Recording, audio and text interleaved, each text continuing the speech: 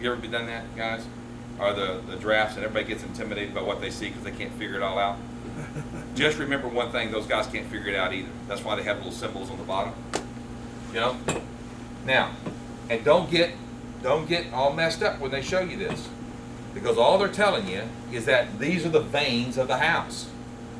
The veins, okay? And they're controlled by what? Fans and louvers. Correct? Fans and louvers. And the size of the duct is done by an engineer so that he can tell you what? How much volume of air needs to pass down there in order to get down to some other place. That's it. Real simple. Real simple. So don't let those guys get you all messed up. You know? Been there. Been there. That's exactly right.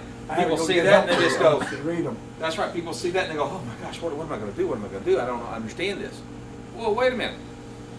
Just think, these are all covered up by sheetrock or tiling. Take your tiles off. Oh, you mean there's a duct that runs over here and drops into that register? Yes. Okay, that's great. Is it dirty or not? Oh, take the register off and look in there, you know? You know, go take you a feather duster and go, yeah, it's dirty. you know, it's pretty simple. That's really all I wanted to show you here. Because we get into really in depth in this kind of stuff, but it's just a matter of what's really going on. This was at Lamar University. In the old days, you know, we created killing zones because we didn't have a 414. So as the air would pass, there would be zones because the air tends to run in a horizontal manner. It doesn't mix unless you've got something there to block it, and it starts turning.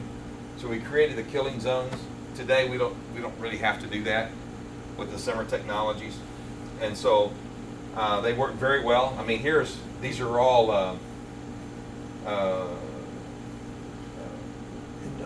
induct units that are 10,000s, 1, 2, 3, 4, you know, which the system didn't need that many, but it had that much mold in it. So guess what? We had to put that many in there to change the air quality. But in those days, until we changed them out, when we had some of the ozone in there, we had to actually use a low ozone at that point. And in those days, we had to take those out, and we changed them out with the CIMR when they all became available. So there was all kinds of, a lot of transition happening in those days. Here's a homemade box.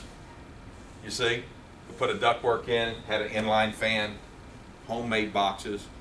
And today we've got nice stainless steel that makes it look really, really nice.